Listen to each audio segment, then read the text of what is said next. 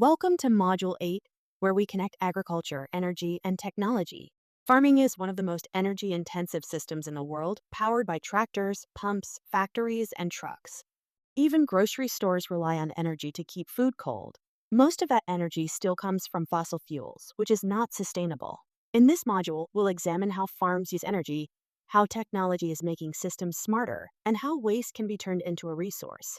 You'll see examples like solar-powered irrigation, drones that detect crop diseases, and digesters that convert manure into fuel. As we move through this lesson, keep one question in mind. How can science and innovation help us feed the world in a way that is sustainable for both people and the planet? We'll cover 3 quick points. First, energy. Most farms still rely on fossil fuels, but renewable sources, such as solar energy, are increasing in use, especially in California. We will identify energy sources, compare them, interpret trends, and evaluate the implications of using renewable energy instead in agriculture. Second, smart tools such as solar pumps, LED lights, and drones help save water, cut energy use, and reduce waste. We will describe irrigation tools to reduce waste, analyze the impact of alternatives in indoor agriculture, and explain how new technology can improve efficiency and reduce emissions. Third, farms are starting to close the loop, turning waste into power using digesters and utilizing solar energy to run chillers and irrigation systems. The big takeaway is that smart energy equals sustainable farming. Before we dive in, I want you to pause and just think about this question on the screen. How is energy shaping the future of farming? Take a moment and reflect on what comes to mind. No pressure, just your thoughts. What are some words and ideas you associate with that question? Majority of the energy comes from conventional energy sources, as seen in red. In 2009, the amount of energy consumed from renewable resources, as seen in green, was at 8%, and that number jumped incredibly to 30% by 2023. While the majority comes from conventional non-renewable sources, this increase shows significant promise towards the switch to renewable resources for energy. On farm operations, such as tillage, planting, irrigation, and harvesting, are heavily dependent on diesel. Tractors, combines, and irrigation pumps rely almost exclusively on internal combustion engines. Post-harvest operations, such as washing, packing, cooling, and processing, are mostly powered by electricity. These are typically more amenable to conversion into renewable energy sources, such as solar or wind. There are 6 main categories of renewable sources. Additionally, there are more types of renewable energy sources available for use, such as hydropower, wind, bioenergy, marine, and geothermal. Here is a table summarizing the benefits and limitations of conventional and renewable energy sources. Diesel is energy-dense but polluting. Combustion of diesel emits carbon dioxide, nitrogen monoxide, and particulate matter, which are major contributors to both climate change and air pollution. Electricity is cleaner only if its source is clean. If the grid is powered by coal or natural gas, switching from diesel to electric isn't necessarily greener. However, if paired with renewables, electricity becomes a powerful tool for decarbonization. Every food item carries an invisible energy signature, energy used to produce inputs, for example, fertilizers, run machinery, irrigate fields, transport goods, and maintain cold chains. A head of lettuce grown in a conventional system may require significantly more energy than one grown in a controlled environment that uses renewable energy and efficient logistics. What do you think uses more energy? A pound of beef or a pound of lentils? Why? Please take a moment to think about this. Keep in mind that if we want farming to be more sustainable, we have to plan for energy, not just plants and animals. And honestly, that's where all of you come in. You're the next generation of scientists, engineers, and decision makers, the ones who'll design smarter farms and food systems. So keep asking these kinds of questions. Here's a snapshot of global energy use in farming. Agriculture consumes about 18 to 30% of the world's energy. Diesel dominates field operations, from tractors to irrigation pumps, while electricity powers most post-harvest processing. Renewables like solar and bioenergy still make up less than 15%. The key issue is that diesel, a fossil fuel, is highly polluting. Electricity only becomes clean when it's paired with renewables. This picture shows us why energy transitions in farming are critical to climate solutions. Let's take a quick snapshot of how farms use energy. Most people think of diesel first. It powers tractors and harvesters in the fields. However, farms also require electricity to operate equipment such as cold rooms and wash pack stations, which help keep food fresh and market ready. Now, here's what's changing. More farms are using renewable energy like solar panels, wind turbines, and biogas. These systems help cut both costs and carbon emissions, especially in areas where electricity is expensive or unreliable. Why does this matter? Well, every tomato or jug of milk comes with an energy cost from planting to processing. And that's what we call embedded energy. And when we burn diesel, we add to greenhouse gas emissions. However, if farms switch to clean electricity, especially from renewable sources, we can reduce agriculture's impact on the climate. So here's something to think about. What kind of energy should we be using to grow food? And why does that choice matter for the planet? Let's zoom in on California. This state leads the country in on-farm solar energy. In fact, over 30% of the electricity on California farms comes from solar panels. That's a big shift toward cleaner farming. Many of these farms utilize a system called net metering, which means that if they generate more solar power than they use, they can send the excess energy back to the grid and earn a credit on their bills. Why is California ahead? Well, it has plenty of sun, strong state policies, and good support for clean energy. This is an excellent example of how geography, technology, and policy all come together to shape how we power our farms. Let's talk about how net metering works.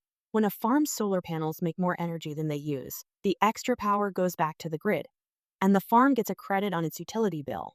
It's like using the grid as a battery. This gives farms a reason to build larger solar systems. They can save money over time and potentially even recoup some of the costs associated with their production. Switching to solar also has significant environmental benefits. It reduces fossil fuel use, and solar panels last a long time with minimal maintenance. That said, installing solar isn't always easy. There are upfront costs, and smaller farms may have more trouble affording them. Still, in places like the Central Valley, more farmers are going solar, some even turning old crop land into solar fields. Today, over 115 California dairy farms produce enough solar power to run about 30,000 homes. The big picture here is about moving toward a more sustainable and self-sufficient future. At its core, California's shift to solar represents a move toward energy independence, where farms and communities generate a greater portion of their own power and rely less on fossil fuels. This is also a key strategy for climate resilience, as it helps reduce emissions and air pollution while saving money over time. However, there are still major hurdles, including high upfront costs and ensuring that all communities have equitable access to these systems. Overall, this transition is about reimagining how we power our lives in a way that is cleaner, smarter, and more reliable. Now let's wrap up this section with some review questions to answer. 1. What are the two main types of energy sources used in farming today? Give some examples. 2. Why is California a leader in using solar energy on farms? 3. What does embedded energy mean, and how does it apply to the food we eat? Please take some time to review and answer these questions. Some possible answers to the questions would be 1. Conventional, fossil fuels like diesel and coal, and renewable, like solar, wind, and bioenergy. 2. California contains an abundant amount of sunlight, strong state policies, and good infrastructure for clean energy. 3. Embedded energy would be defined as the total energy used to grow, process, and transport food. For example, lettuce needs energy for watering, harvesting, and shipping. Let's kick off Lesson B with a big question. How can technology help farmers do more with less? We all know about food, and we all know about tech, but have we really stopped to think? How do those two connect? How does innovation actually help us grow food more efficiently? In this lesson, we'll examine 3 technology categories that are transforming farming. Smart irrigation systems, controlled environment agriculture such as greenhouses, and precision field tools, including drones and robots. Each of these tools helps farmers use less water, energy, or chemicals, while also helping them grow more or adapt to climate challenges. So today's lesson is really about solving some of farming's oldest problems, but with new tools. And we'll see some real-world examples of how that's happening right now. Let's talk water. Did you know agriculture uses about 70% of the world's fresh water? That's huge, and it's why smarter irrigation really matters, especially in dry places like California's Central Valley.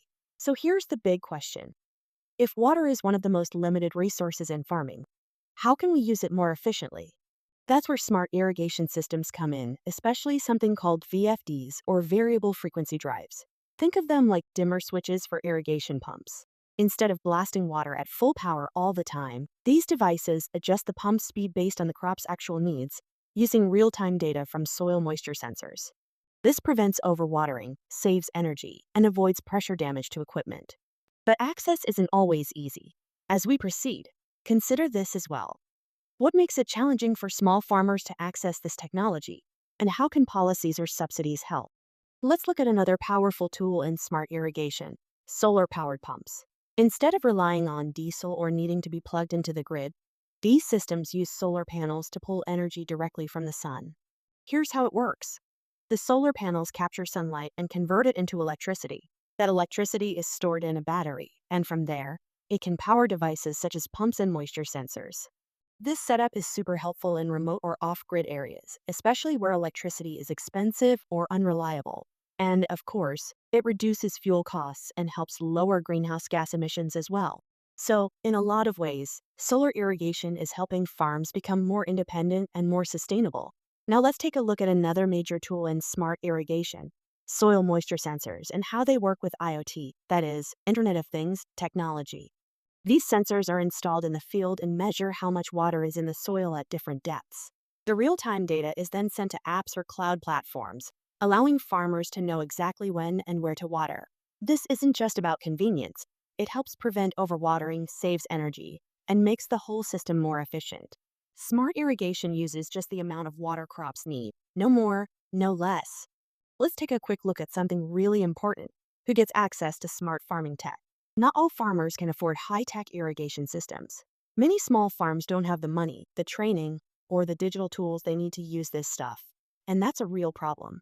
This is where programs like California's Sweep come in. They help farmers pay for tools that save water and energy. There are also partnerships between public and private groups that work to make these tools more accessible.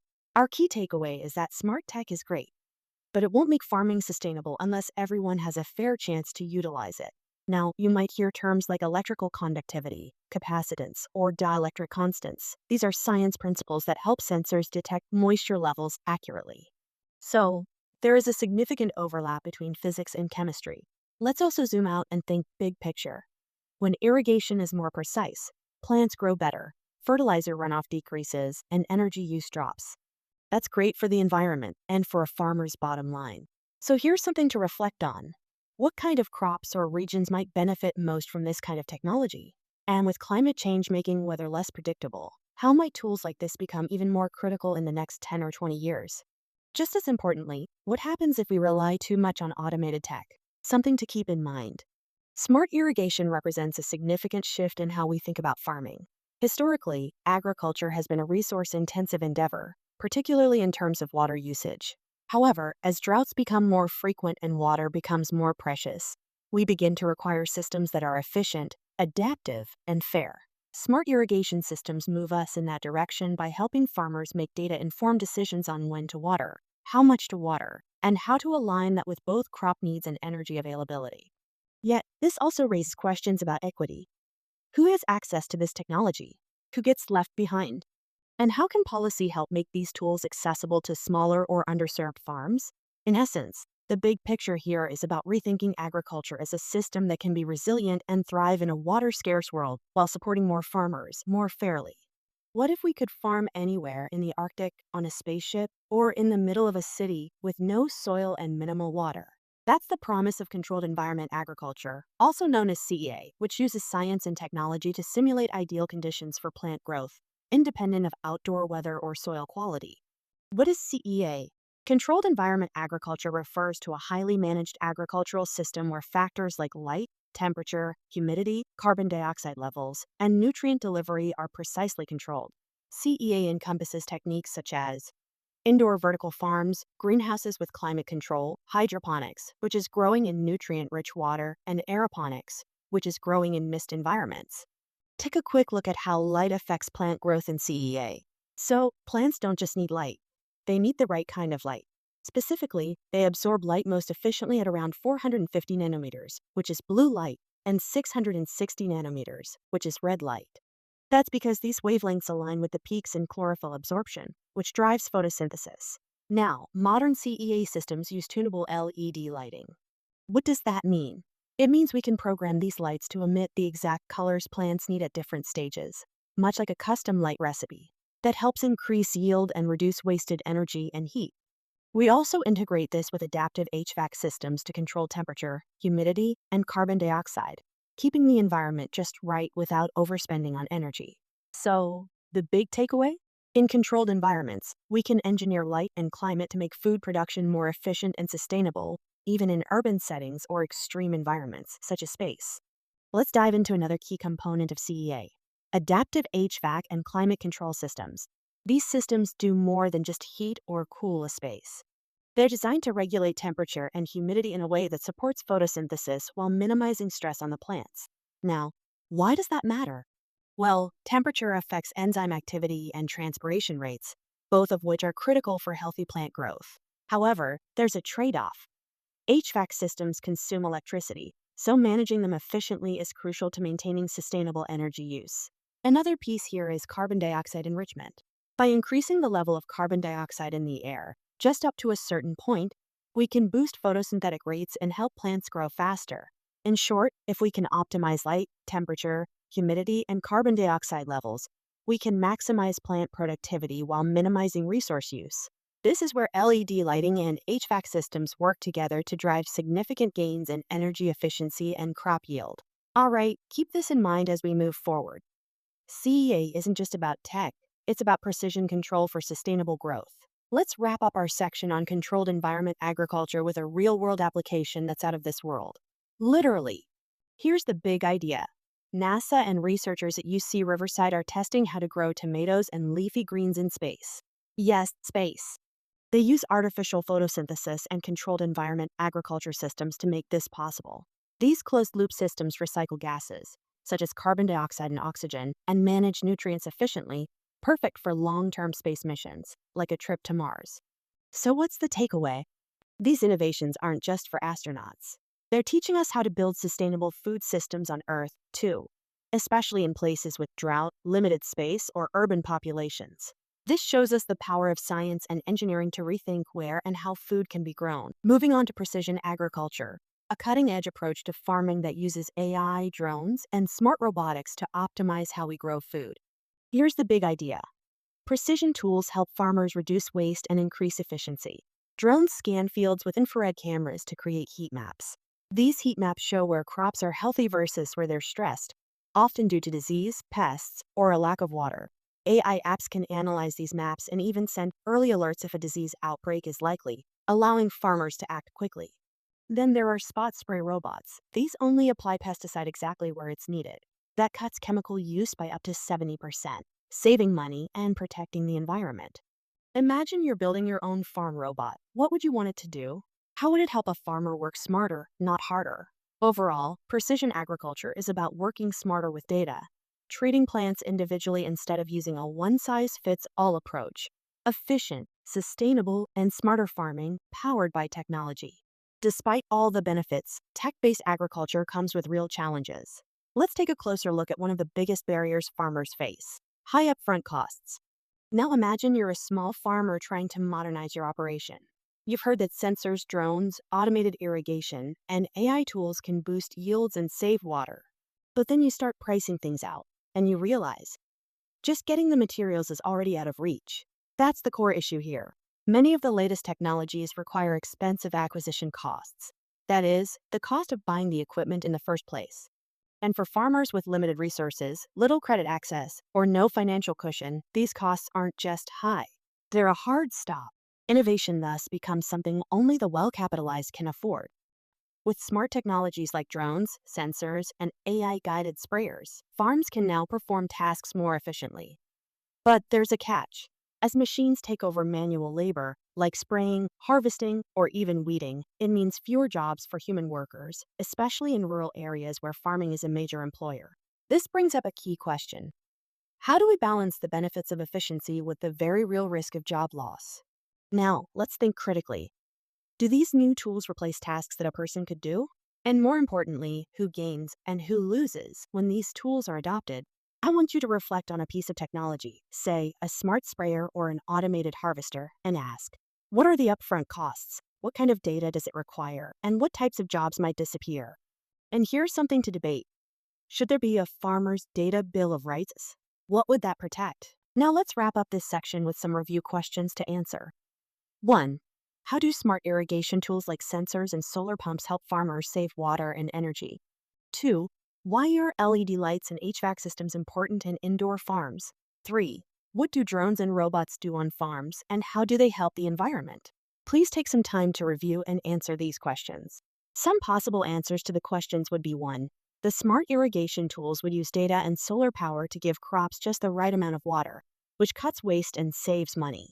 2. LED lights give the best kind of light for plant growth while using less energy. HVAC systems regulate the temperature and humidity to support optimal plant growth. 3. Drones check plant health, and robots spray only where needed, which reduces pesticide use and protects the soil and water. How can farms transform waste into something valuable? We're now exploring the concept of a closed-loop system, one that reuses and recycles materials, minimizing waste and ensuring resources continue to flow. It's a strategy used in both nature and advanced industrial systems. Agrivoltaics, combining solar panels with farming. Anaerobic digestion, turning organic waste into energy. Cold chain management, keeping produce fresh using efficient energy systems. Now, here's the challenge to think about.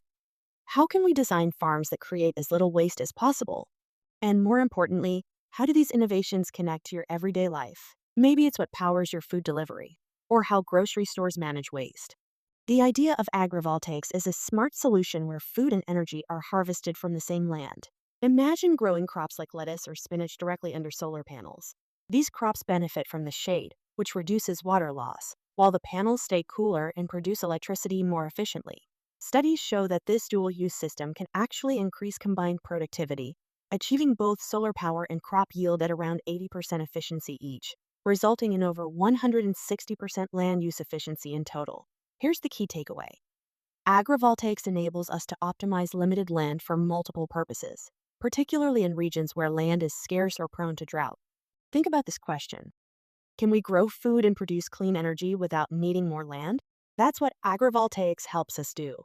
Agrivoltaics is when we grow crops underneath solar panels. It's smart because it allows us to use the same land to grow food and generate electricity simultaneously. The shade from the panels keeps crops like lettuce and kale cooler, helping them use less water. The plants give off moisture that actually cools the panels, making them more efficient. And keeping plants on the ground helps prevent erosion and protects the soil. So it's a win-win. Healthier crops, better solar performance, and land that stays productive. Now, let's look at where this system works best. Agrivoltaics thrives in dry or low productivity areas, such as deserts or drought-prone regions. It supports crops such as leafy greens and strawberries, helping to resolve the conflict between food and energy production on land. However, to make it work, we need innovative design, local training, and policy support, such as pilot programs or subsidies. In the past, using land for solar panels usually meant taking farmland out of food production. This creates a conflict, especially in areas where land is scarce or already under stress due to drought and climate change. Thus, agrivoltaics presents a novel approach.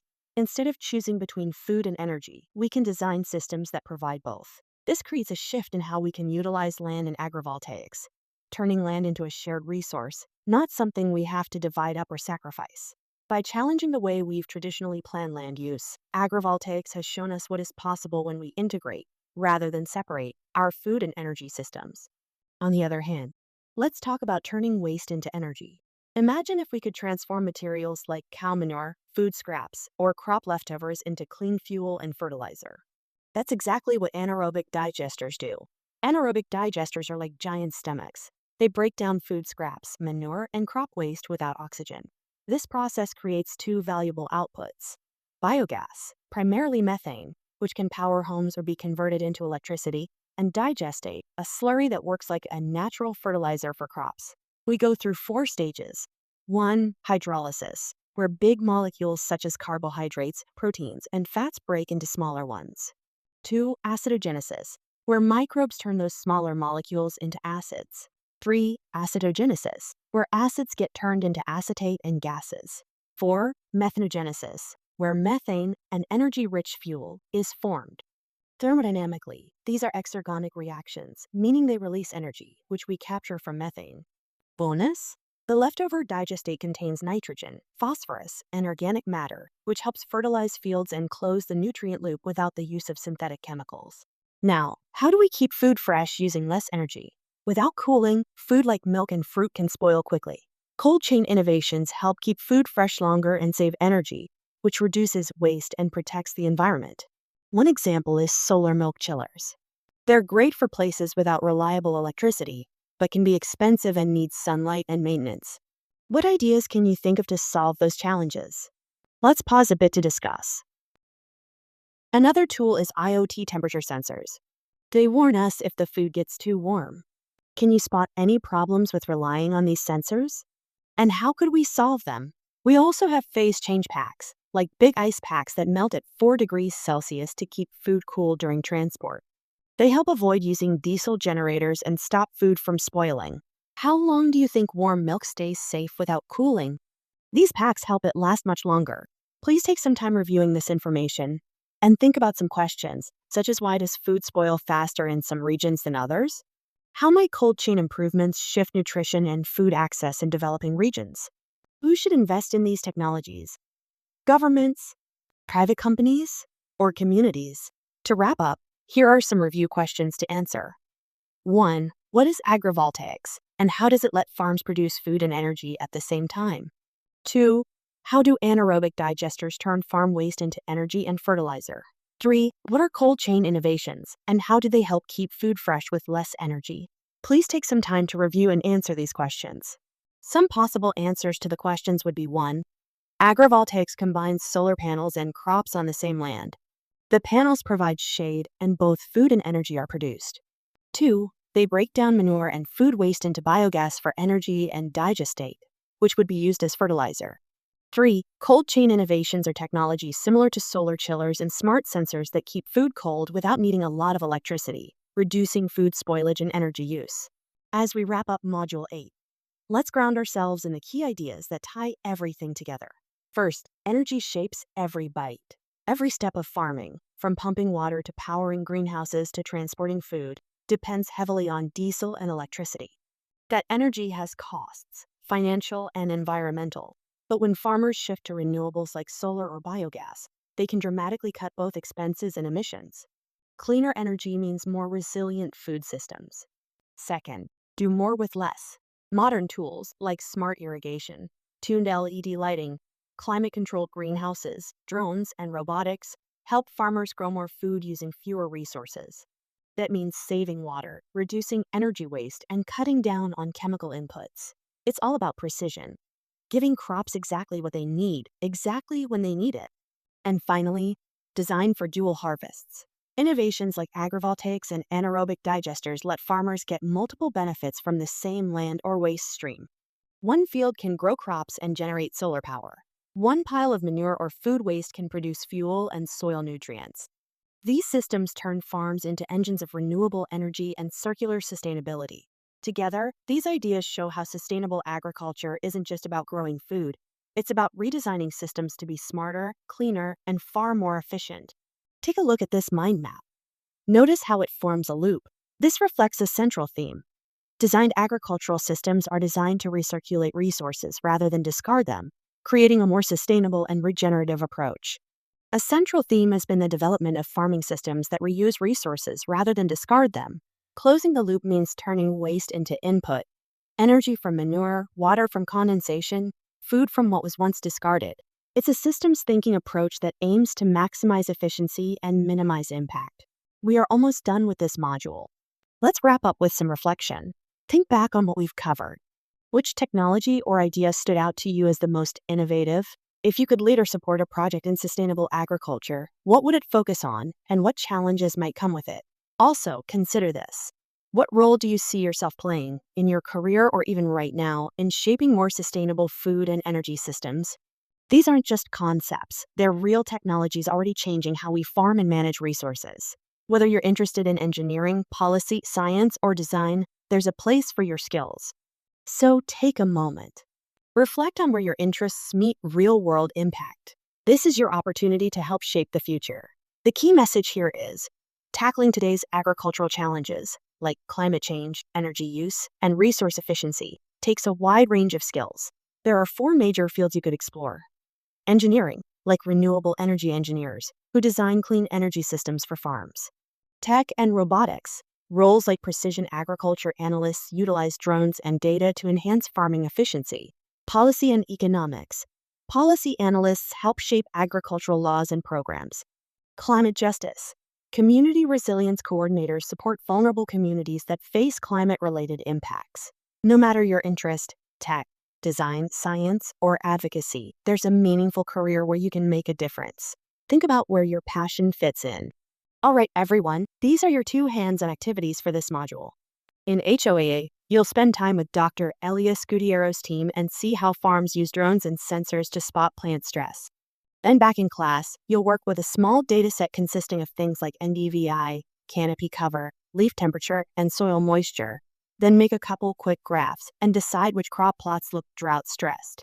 You'll finish by recommending one action a farm manager should take. In HOAB, you'll be the consulting team on a farm or agri-tech field trip. You'll use a checklist to audit how the site handles energy, water, and waste, talk to staff, and document what you observe. Then you'll come back and propose 3 realistic improvements to help the site move closer to net zero. So it's basically diagnose stress with sensor data or audit a whole system like sustainability consultants.